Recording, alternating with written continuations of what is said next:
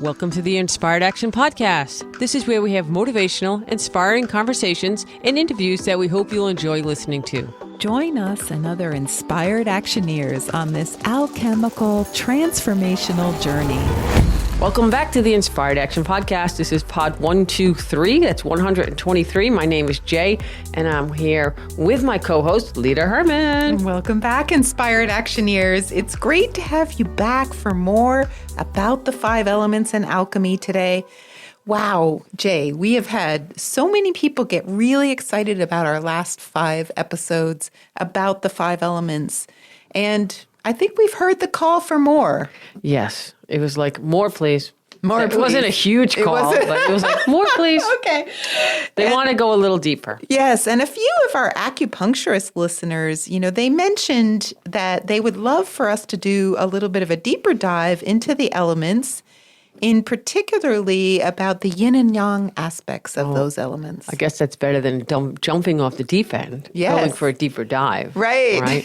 So, I think this topic is going to be kind of interesting for everyone. Well, we hope it's going to be interesting for everyone, especially the self-cultivators out there, which is a huge part of our listening group. So it's for everyone. Yes. If you want to know more about your 5 elements, you tuned into the right place. Yes. And because we really think the 5 elements is so much more than just saying, oh, you're wood or I'm water or, that person over there is earth. We know that human beings are way more complex than that.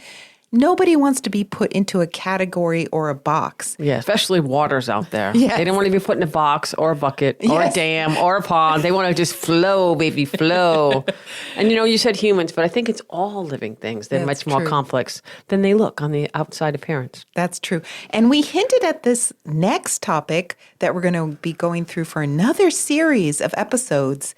We've hinted on that before, and we're excited to bring it to you now. I'm just going to tell you right now, it's called the yin-yang aspects of each element. It doesn't, not a sexy title. No. It's just like, this is it. It sounds simple. And, I'm in charge of all things simple, right? Yes. That's my department. Simple is my department, but this is like, we're like, let's come up with a cute title. No cute title, just the yin-yang aspects of each element. But maybe we'll have a cute title by the time you hear this. Maybe. I may be inspired to come up with something cute. Yes. I don't know. And we love this area in the 5 elements, and the yin-yang aspects of each element just means that each elemental type, whether you're wood, fire, earth, metal, or water, there's actually 2 subtypes for each of those. And in the case of fire, there's actually 4 subtypes. Of course there is, because it has to be complicated and multidimensionally leveled, right? Right. It can't be that simple. Can't just be that simple, right? No. It's really important for anyone out there who's been listening to this podcast for a long time, because this distinction can help you who just, we get a lot of people all the time that says, I'm not sure. They feel like wood, but maybe they don't feel big or big bossy pants or the things that we described. So maybe we're going to go into some of the nuances of the next level down of this wood. And maybe if you're on the fence of what you are, this will help you fall off the fence. Right. I really like that that it's way more nuanced than just an hour-long podcast can go into about wood. So we're going to now hopefully get to those nuances for everyone. And I want you to think of it like a continuum where you as an individual resides along a continuum somewhere between extreme yang, for any of these elements, extreme yang, very outgoing and very active, to extreme yin, very introspective and very sedate. Yeah, and no one can really just be yin or just yang, because if you think about it, Leta, the whole yin and yang, by their very definition, is constantly in flux, constantly exchanging with each other. If you're, extreme yin must tip into the yang at some point, like a volcano or that infamous geyser that we took that video of in Iceland that everyone has seen or not seen. We'll put it in the show notes one more time. Every extreme yang state must tip into yin as well. So it's like, that's the whole yin and yang, right? Like when the flower blooms, it's just there, not moving or growing or blooming anymore. It's just being beautiful for a moment in time. And then it begins to descend and decay into the endless cycle of life. No, it's just being. It's being. It's being. It's beautiful. Yeah, but there's that transition between yin and yang, and it happens everywhere. And I know it's rough being a flower out there, all you fire people post bloom. But shout out to all my fires out there. You just have to remember that you're always blooming over and over again. So even as you mature. Did you say post bloom? Yes. Yes. Bloomopause. Yes, bloomopause. Even as you mature in age, you will continue to bloom. Yes. And of course, even if you are that purple flower in the field of yellow flowers, we see you. Yes. And it's okay. Yes. Bloom, not bloom, bloom, whatever you want. It's okay. We're going to just tell you a little bit more about what it means to be on the continuum. Yes. So this continuum has a yang side. So let's put yang on the left, just in your mind here. And then on the yin side, you can imagine that being on the far right side. And so on the left, the yang side, it's where all the active people are, the really intense people who are processing all the time. It's going to be different kinds of processing for each elemental type. But no matter whether you're wood, fire, earth, metal, or water, if you're the yang version of one of those elements, you're going to be put on the left side and you're going to always be busy doing something. Left is where the activity is. Yes. Okay, and then I got that. On the yin side, which is all the way to the right, there are the types of people who don't do as much. It's not that they don't ever do anything, but they tend to want to be storing things, different kinds of things, again, depending on their element. But that's their ultimate job. There are things that are precious, like the blood of the body, and there are organs that store the blood, so it can be used when it's needed. Made me think of solar energy. Yeah. Like a solar energy battery, right? Yeah, we need to place that energy, store it so we can use it later when we need it. Yes. And it's about storing something precious, a treasure. Then that treasure is given to the yang parts to be utilized so that the person can actively do their life. So is the treasure energy? Yes. Or resources? Ultimately, it's some aspect of resources. Yes. So we're going to talk today about wood holding the plans.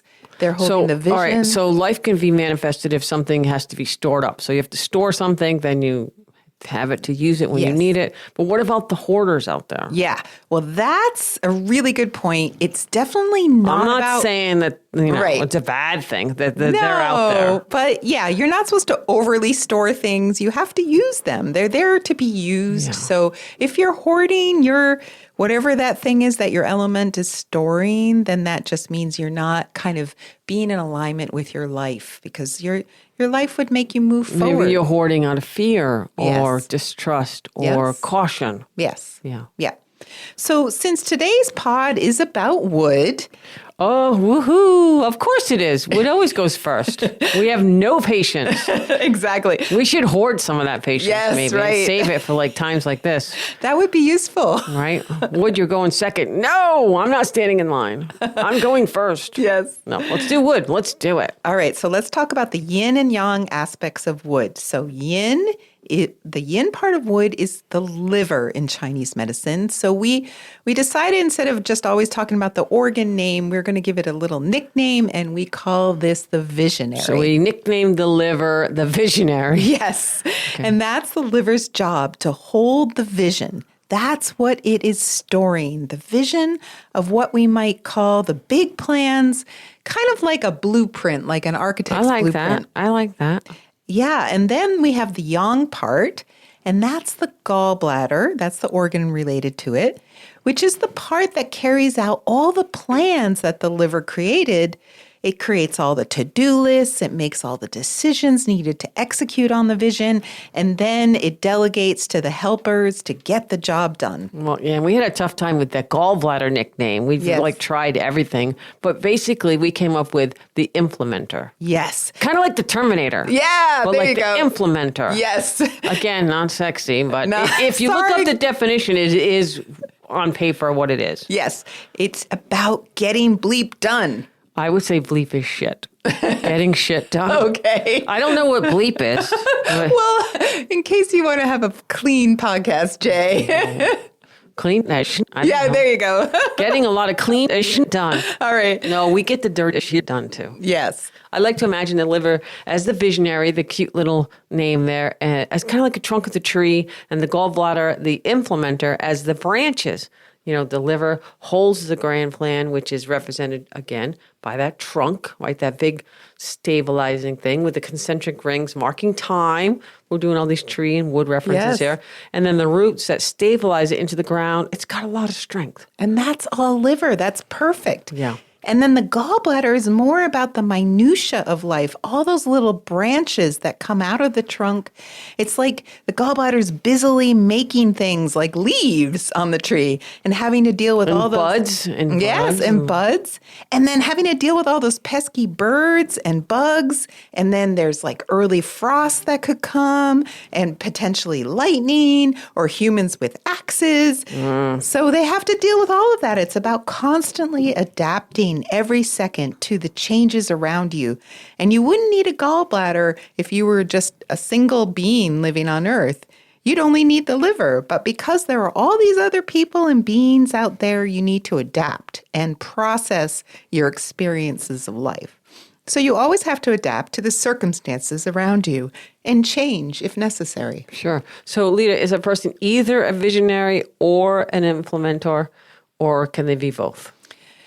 Well, let's look at it like this continuing concept, this implementer type, which is more yang on the left side, and the visionary type, which is more yin on the right side.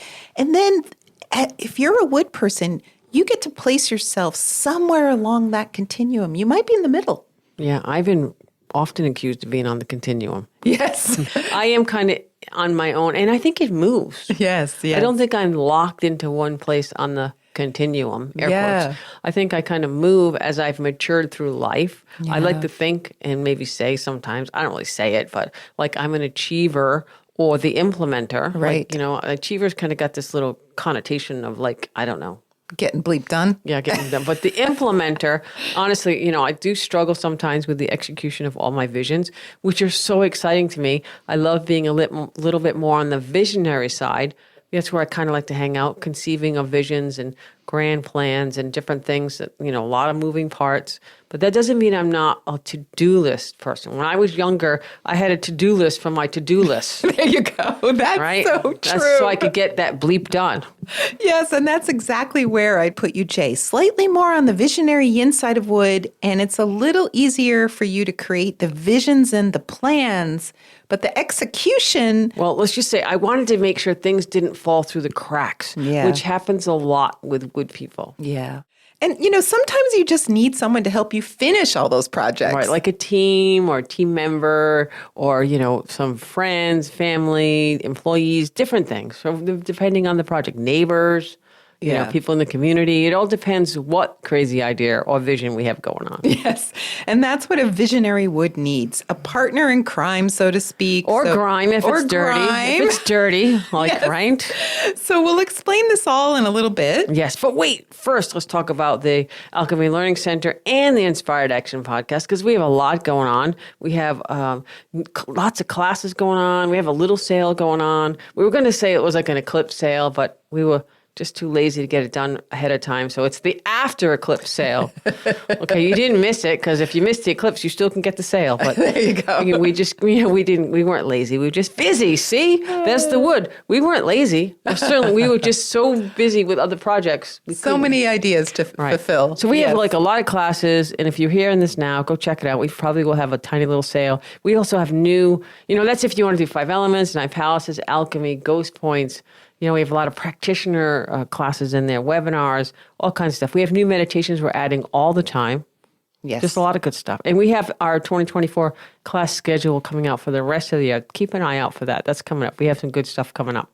And we just wanted to say again, thank you so much to everyone who has written a review. Woohoo! We've been hearing a lot from people who are writing reviews, and we love to send out swag as a thank you for your very generous offer to write a review. Thank you for taking the time and doing that, because it does mean a lot. It helps people all over the world find this little podcast. Yes. And then you get a t-shirt or a hat or something with our logo on it, and you can say, hey, I'm an inspired actioneer. Yes. Yes. There you go. I'm wearing one right now. You are, and it's beautiful. Yes. And it's working because there are a lot more listeners out there, and we're super excited to be sharing more than this. just us. More than just us. And Xena, our dog. She actually doesn't listen anymore. She used to. Now she just goes upstairs and she barks. Goes outside of the occasionally. world headquarters of the Inspired Action. We have a giant complex campus. But anyways, no. We hear you. We're so grateful that you're listening and writing reviews and telling us how much you love the podcast and sending us your walks. And we get emails every day, literally every day, from someone who's found the podcast, loves the podcast. Just great stuff. Yeah. So if you want a t-shirt, hat, logo, something on it that says, "This is what I do with my time. I listen to this podcast." Yes. We will send it to you. And for free. Yes. And you can send your emails to Leta@inspiredactionpodcast.com or Jaye@inspiredactionpodcast.com. Yeah. All right. So being the visionary, let's get back to this vision of this podcast. There you go. I love it. So even if you've just wondered whether you're wood, but it didn't totally fit, that might be because we often describe both aspects together, like both the yin and yang. We don't often make that distinction. And so then some of you've heard about wood, maybe you feel like it doesn't match you entirely. So today, this will be really helpful because you'll be able to see where you stand on this continuum. Yeah. And again, I think this continuum is moved. It's not locked in for life because I know personally that I was a different wood person early in my life than I am now with experiences and time and maturity and working on my self-cultivation and all these different things. So I just remember you're not locked into anything. Yes, but I do think that you have a propensity to, be more yin or more yang in general. And remember, yin and yang constantly exchange. So right. I really think you're right, Jay. It is something that can be moving all the time. But we're trying to get you to be able to understand what type of wood are you. Sure, and this is a good place to start because, today, it's a good day. I have a lot to get done, and some days I just want to go out and have fun. Okay, yeah. And it can be challenging to go out and have fun with projects and responsibilities and challenges and other people counting on you or waiting for you, and I just want to go out and have fun. That sounds great. Like go play golf or go for a run or do something fun. And obviously moving your body, which is a wood way to have fun. Yes, yes. So, and also what Jay's talking about here is if you're full of ideas all the time, you want to actually get the ideas done, but you also want to be having fun. So there's a little bit of tension there, especially for the visionaries. They want to see those plans get executed to move them out into the world. And it's sort of about being in the dawn of life constantly, where the sun is always rising, which is the symbol of hope with a capital H. And there's a new project always being conceived. There's always new plans, new visions. And if you're more of a visionary type or a yin type, you have this in spades. There's virtually no end to your creativity and hope. And I love that. I truly am in a state of hope most of the time, at least when we're in a good, happy place, when the wood person's in a good place. But when we're in that challenging, I don't really like good or bad, but if we're in that challenging bad place, if we have to use the word, which can happen really fast, it's that slippery slope to Bleepville. Yes. Fishville, right? Then there's no hope, which feels like death almost to a wood person. Like if you lose the hope, lights out. It's really challenging. But the good thing is just give it a couple minutes or a little bit of time and it'll go right back up to hope. Because you can't, it's like breathing. Yeah. It's like it's just part of the energetics of wood. Yeah, and you just have to keep generating more plans, more visions. That's the state of hope. Yeah, I love it. I try. I do it. I try. I know. I try. And then, Jay, you need one of those implementer types to help you get all this stuff done. Yeah, I mean, sometimes I can be my own implementer, which sounds a little painful, but I do get a lot of stuff on my to-do list, but I don't have to-do lists like I used to have, but whatever I'm working on. For me, it's much more fun to work with people. I love collaboration, but I'm working on everything at the same time. Like I'm always in that mode.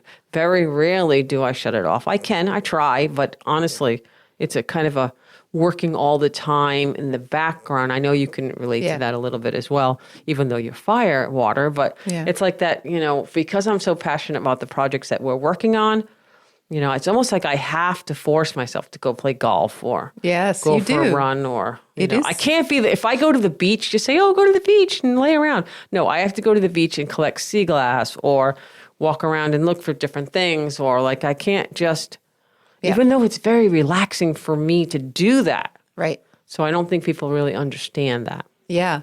And then there's the issue of, how are you going to get all these projects done? And you know what it's going to take to get it done. And sometimes the project's small enough that you can do it on your own.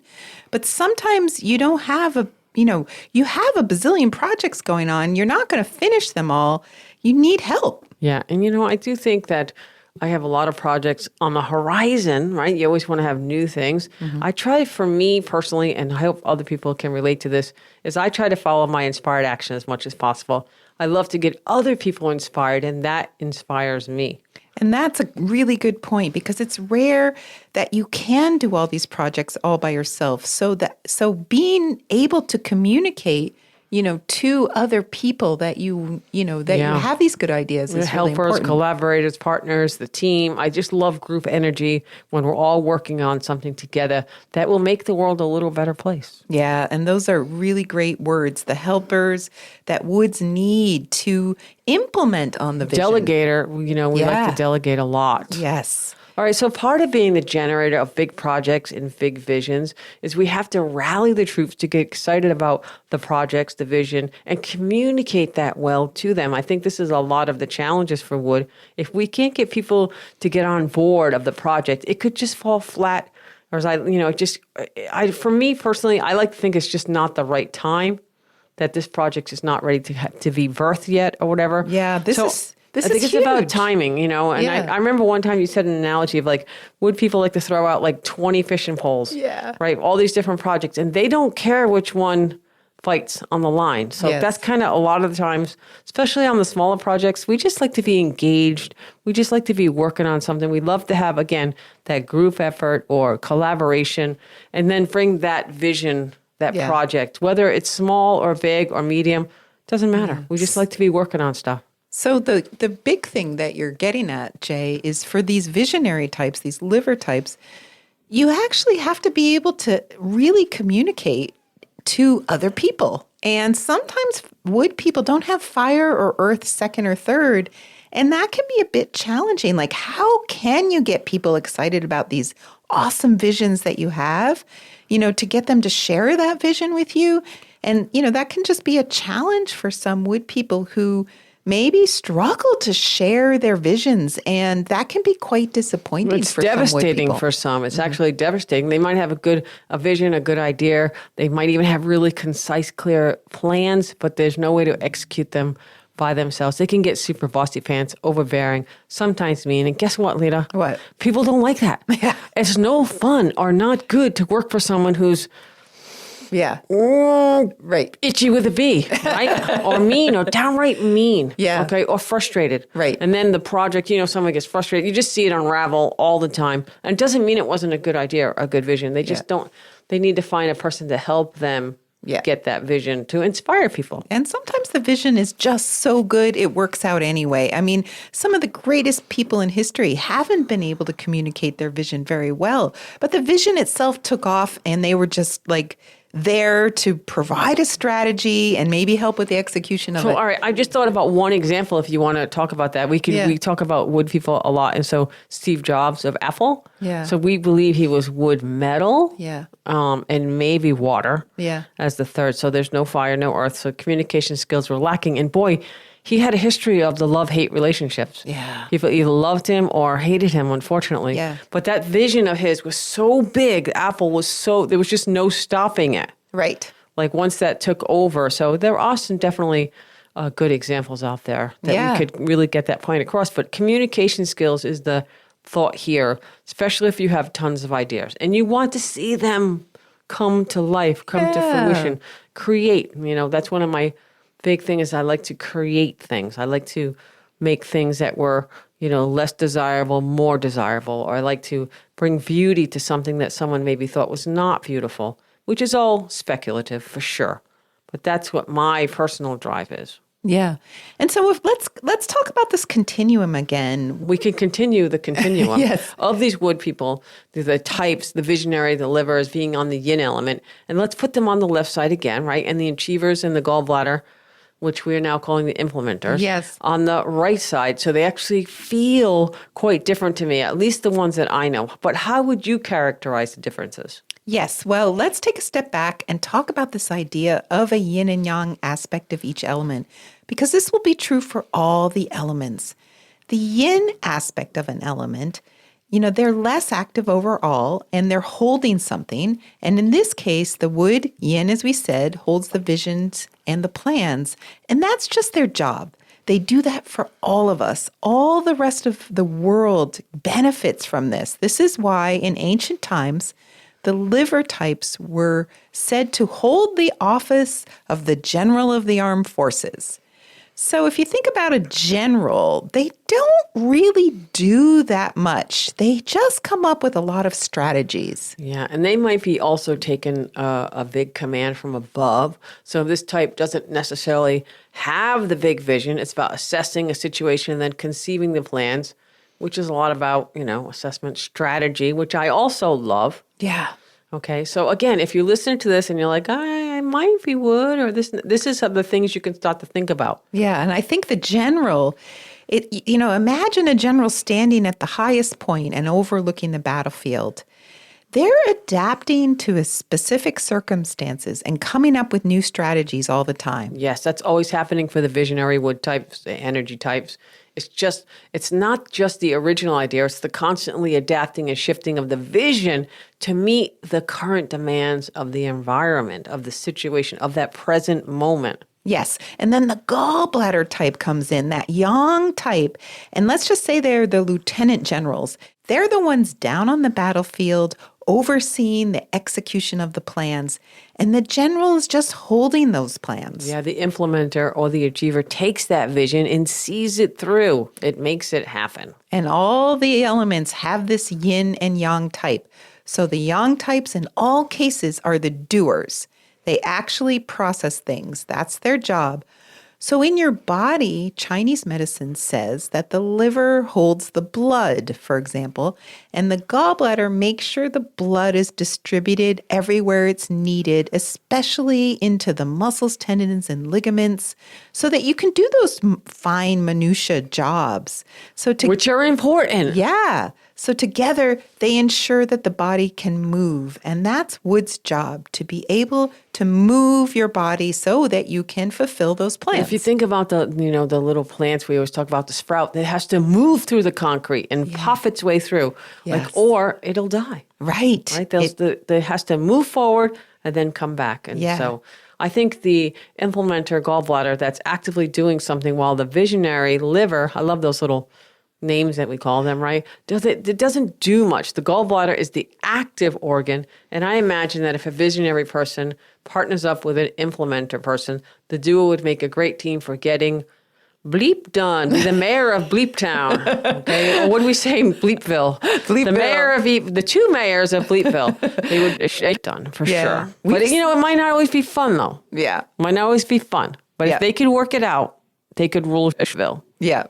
We've met a lot of great married couples who are both wood, and it's just like that. Generally speaking, there's a visionary one that ends up being, quote unquote, the boss, and they're not really the boss, but it might be a more bossy pants role, and they lay out the strategy. And then that other person is more of the implementer, that secondary role, and they're actually the ones that actually boss everyone around because they're the ones that delegate and really help get things done.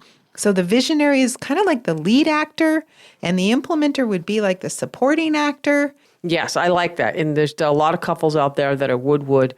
And I also think wood-earth, with a little bit of wood kicker there, they get a lot of stuff done too. We've met a lot of people who are wood, married to an earth-wood person, and they get a lot of stuff done. They do. They have to, someone has to come up with the plans and someone has to, implement and The execute. fine detail. Yeah. Otherwise, we've seen that before, and that is just like craziness if it doesn't really go. And then we could also talk a little bit, I don't know if you want to, about the control Yeah. Like follow these plans exactly, or giving that other person a little freedom to follow those plans. Well, a good visionary is like that. I mean, if they're not too in the middle of the continuum and want to do the Right. execution of the plans themselves, they naturally delegate. Yeah. I like to empower people to go ahead and make decisions and go ahead and, and if they have any questions, we can talk about it. Like I like to have an open,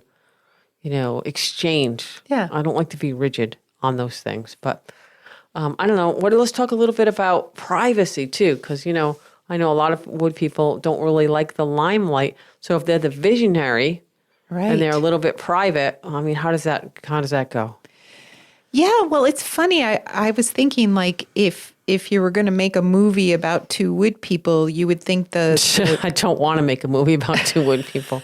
What movie would that be? I don't know, something with Tom Cruise. Wood and Woodier? Wood and Whittier? Yeah, like Dumb and Dumber. Okay, there you go. There you go. Well, let's see. Who would it would be? You would have to think of two comedians. Tom that are Cruise wood. was married to Bruce Willis. There you go. Right. Wood and Whittier, Right. definitely. All right. So the idea is that if That would be a lot of wood. that would be a lot of wood for one movie. It would be too much wood.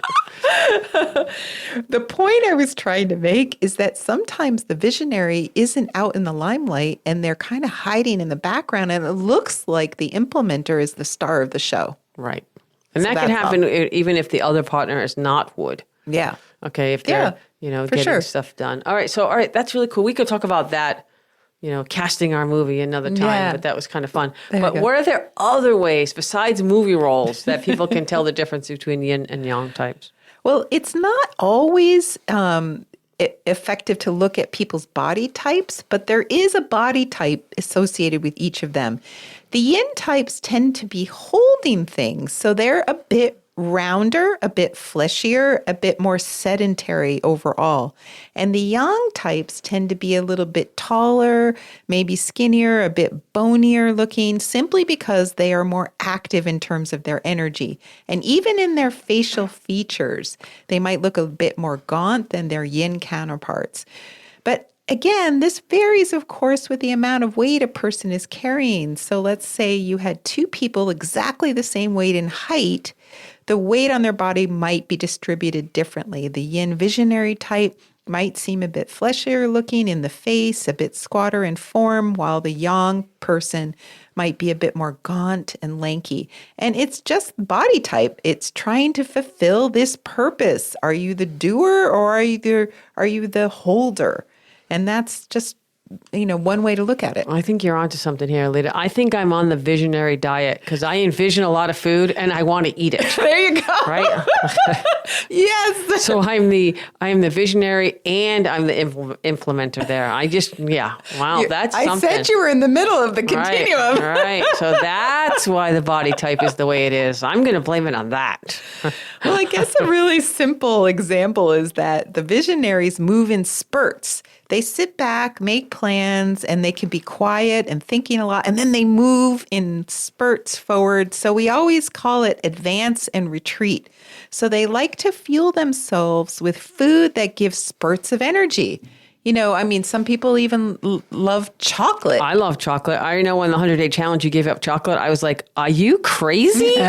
What? No chocolate for 100 days? I also like caffeine a little bit. And if you could find a way, actually, we have found a way, chocolate and caffeine. There's a company now that puts caffeine in chocolate. I'm not saying that's right. It's actually not even that good, but I do have it occasionally. But I love to have chocolate when I need to do something active with maybe a smile. Yes. Because who doesn't smile with chocolate? Yes. But I don't like chocolate with sugar because, sugar makes me bonks and sugar-free. And, we eat a very clean diet. So, I don't eat sugar. So, Well, that makes sense because you want the oomph. You don't want the letdown that sugar has afterwards. So from a wood visionary perspective, it makes a lot of sense to have caffeine or chocolate or something that's going to energize you without the sugar that might take you down. that's my visionary diet. Yeah, there you go. And so let's talk about the implementer. The implementer, they need to move all the time doing tons of stuff. So they don't have like these fits and spurts of activity. So they gravitate more towards protein snacks to help them for longer periods of time. Which I also relate to because I love a good chocolate protein shake. There you go. I think there's a whole industry literally based on combining chocolate with protein. Every single protein powder out there always has a chocolate flavor. For all the wood people out there. Absolutely. So yes, I get the protein thing. I understand it completely. And when I'm really down, like my energy, I will go eat protein, definitely, without a doubt. It's exactly probably why you're in the middle of the continuum, Jay. And I've really enjoyed your chocolate-covered beef jerky with no sugar. Yes. It's so delicious. Yes. So here's the story of the beef jerky. I envisioned a better beef jerky with no sugar, no chemicals, nothing, completely all natural. And our local place, which we love, which I'm certain they don't listen to our podcast, so we can say that, they would not make it for us. We offered to buy the ingredients. We offered to help them with a recipe. And they're like, no, we don't have time for that. I'm like, okay, great. So I just took it on my own to create our own version. Okay. And I'm pretty sure that's how most creations are made. If you have wood anywhere in your stack of, which you do, right? Embrace the frustration. Just make it the way you want it. Boom. Done and doneer. Chocolate, coffee, all infused in the beef jerky and no sugar, no chemicals, no added anything. It's just the way I wanted to do it. So there you go. I could have given up and said, oh, no, I got to eat crap. But no, I could not. So that's perfect example of all the wood in the entire continuum, all the way from the vision to the implementation. Fantastic. I love that example. And even to add more to the win-win, we buy the meat from the place that wouldn't make the jerky for us. Yes. So the win-win is we buy the meat. Grass-fed beef. Grass-fed beef. They have a sale. We have a product. It's fantastic. So that's the ultimate on the win-win. So it even took some strategy. So with all the visionaries, it's all about strategies. It's about the big picture. And we often characterize wood to be more like that. But look, here you are implementing it as well. And that's just as big a part of wood. Wood people are big people. They have big ideas and big visions. And they end up often leading the pack, like leading the teams, the captain of the teams, and they become the boss and they help all of us live a better life, like with chocolate, caffeine covered jerky. Don't give up. I'm just saying, if you really want something, and it was kind of fun. It was a little bit of work, but it was fun. And now we have this part, of our diet that we love all the time. So I don't know. Will you share your recipe in the show notes? If someone asks, maybe I will. Okay. All right. I don't know.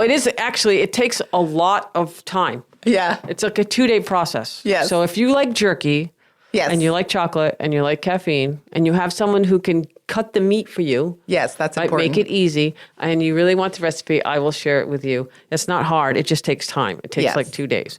But we're off on the jerky. Yes. Right? Okay, I will share my recipe and not be a jerky about it. Right? There you go. So when we talk about wood, the wood element on this podcast, we don't often emphasize this aspect more than the implementer side of things. So for all you implementer gallbladder types out there, this episode is for you. This podcast is for you to understand what it's like to be big, but not that big. Good point. Okay, you can still be big. Yeah, so the implementers might feel like they don't have quite as much presence in the world as we've ascribed to a lot of the woods.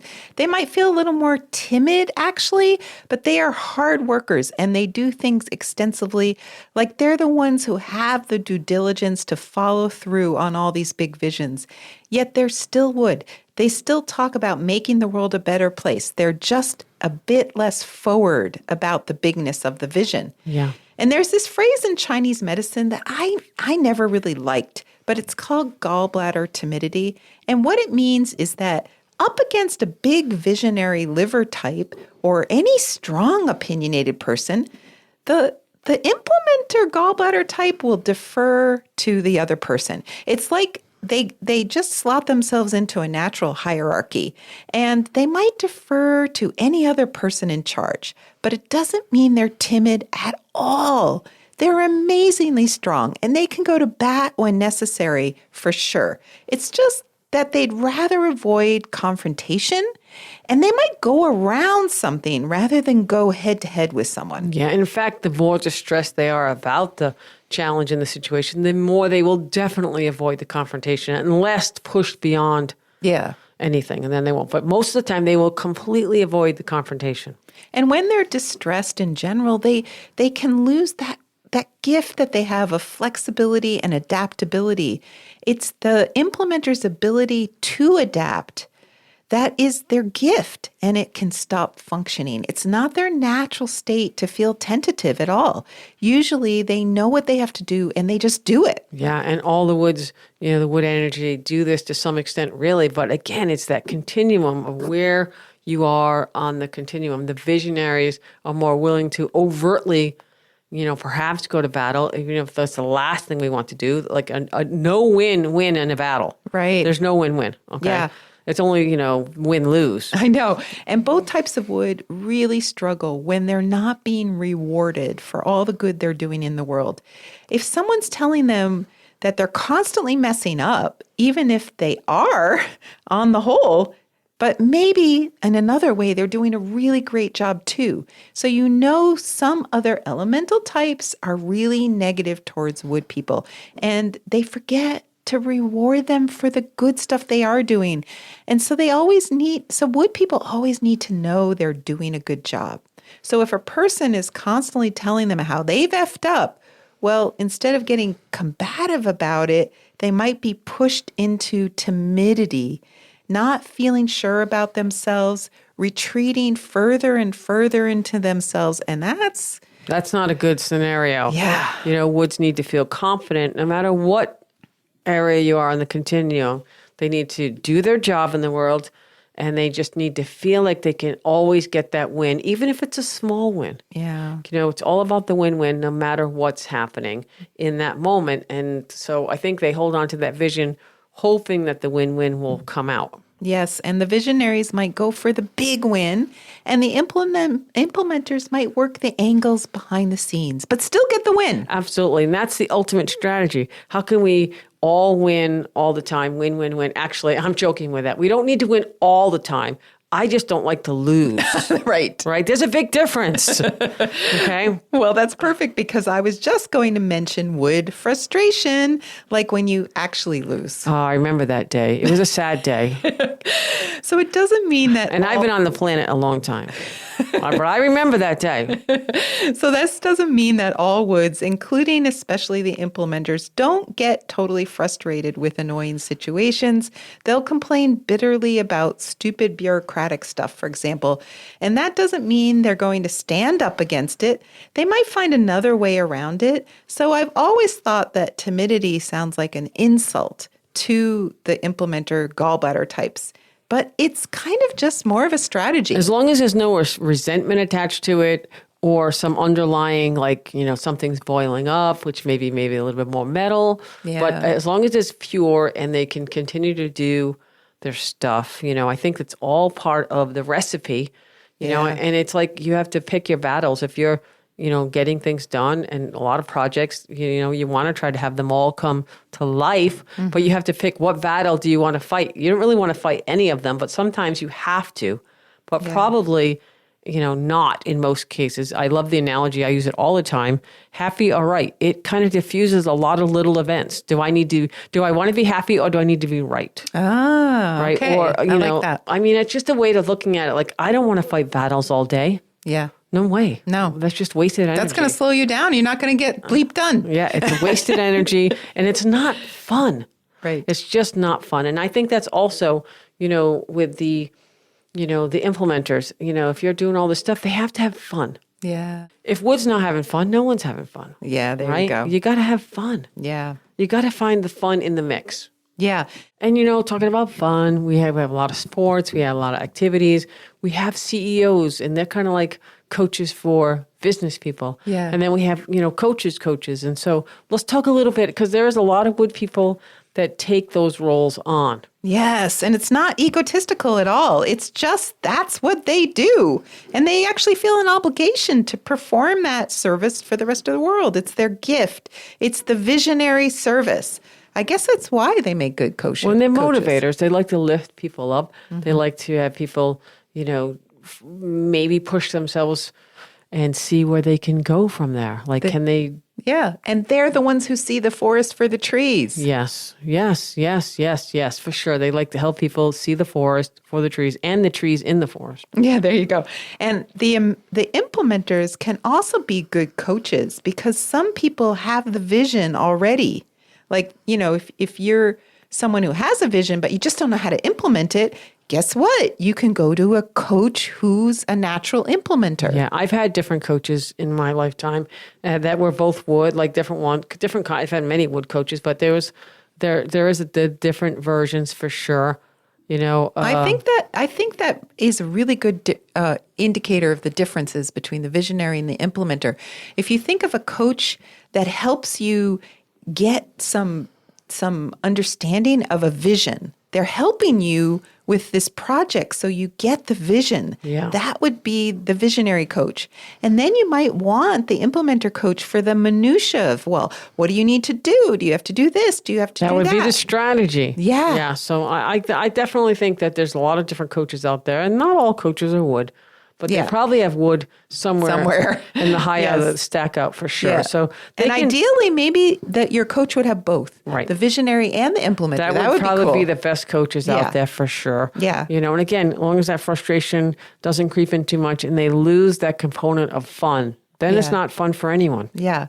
And I definitely think if you are a person who doesn't have wood in your top 3, like me, wood 4th or 5th, if you have your own business or you're trying to do something, even a simple like healing business like I have, don't try to do it alone. Get a wood coach, get someone to help you, even if you just meet with them once a month.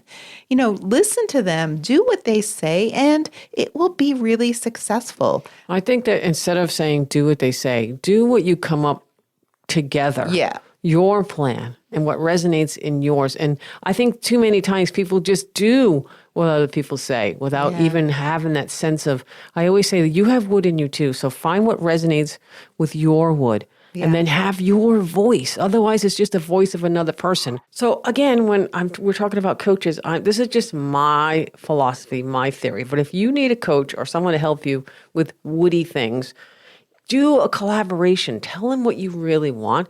Ask them questions. They should ask you questions. I always feel people should be like, step into their own decisions and their strategies. So it's their practice.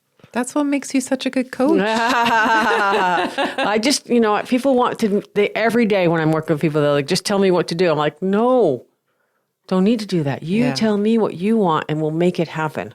Right. It's your journey. The wood person will help you implement that. Yeah. Right? That's it. So let's talk about how the liver and visionaries and the gallbladder implementers might face certain challenges in their life. And if you don't mind me going into a little bit of Chinese medicine explanation for a bit, I'll try to explain the different ways wood people can, meet challenges. Struggles. Challenges, yeah. And they will. Frustrations. That's the number one, tripwire. Right. So the visionaries in Chinese medicine, the liver is in charge of storing the blood, which means that at night, in order for you to sleep well, your heart needs to be quiet, which means that all the blood in your body that isn't necessary for basic functions of your organs needs to retreat to the liver to be stored. Otherwise, when you're dreaming, your body might not know you're asleep and try to fly out the window when you dream you're flying. That could be a challenge. That could be especially if you live in a high rise. Yes. When the liver is struggling, you could have insomnia or restlessness at night. So you might be asleep, but you're probably tossing and turning if your liver is tweaked. Now, during the day, we need that blood to be circulating in the body so that all the muscles can move. So the liver needs to let go of that blood at the right time. And then it's the gallbladder's role, the implementer's role, to get everything where it needs to go so we can have the strength and flexibility to walk or jump or run or whatever we have to do to execute the liver's big plans. And that function is called controlling the sinews, which the sinews are the muscles, tendons, and ligaments of the body. Which wood people need. Yeah. They need their muscles, tendons, ligaments to be in good shape, to move them so they can move through the day. And they need to have them taking care of them by moving them. I'll just make a little note when I work with wood people, I almost insist that they get a massage like every couple of weeks, not as a luxury, as a requirement. Yeah. Because they can be really tight because of these muscles, tendons, ligaments that are in the body if you're not getting the release. So if you're a wood person, bingo, you just got to pass to get a massage. Yes, which is why the liver is also in charge of what we call the smooth flow of qi, another Chinese medicine concept. It's about allowing your body to move smoothly through time and space. Liver is in charge of big movements, and the gallbladder is in charge of those fine motor skills. So, again, that's why many wood people are pretty athletic. If you don't use it, you'll lose it, right? We always say that. Movement helps those sinews. Even the sinews of the mind. You need to keep things lubricated, moistened, nourished. Exercise. You need to use that brain. Yes. Yes, we need to move. And we want to, when we first wake up in the morning, we don't want to be super creaky. The blood needs to go right away to what you need. Or maybe you might have too much blood, like the liver might be overly compensating and you might have cramping or spasms. Or you might have too much movement of the mind, people who are really worried. And they've done studies that support that move it or lose it concept. So we can do it. We've gone this whole podcast. You got to move it, move it. Yes. You got to move it, move it, right? We'll put that right there. Move it. I like to move it, move it. I like to move it, move it. Yeah, you can do puzzles, you can be talking, you can do strategy, you can do, all kinds of things to keep that elder brain in shape. Yes. And just keep it moving. It's like fit. Yeah. Just like your body. Your brain also needs to be fit so you don't have rigid thinking. Right. You don't cling to habits. You don't become bigoted. You don't, you're open to new ideas.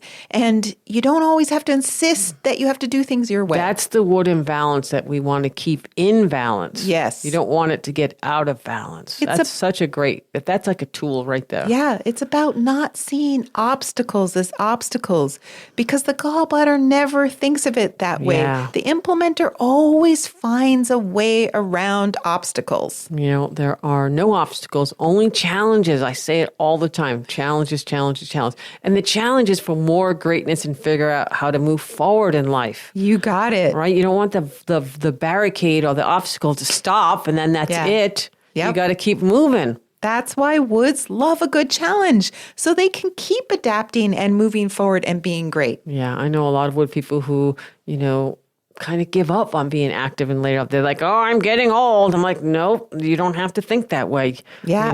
You don't have to slow down. You don't have to be crazy, but you can keep moving. Keep doing the things that you want to do. Yeah, it's not a good scenario to stop moving at any time if you're wood. And this is often precipitated by some kind of letdown or heartbreak.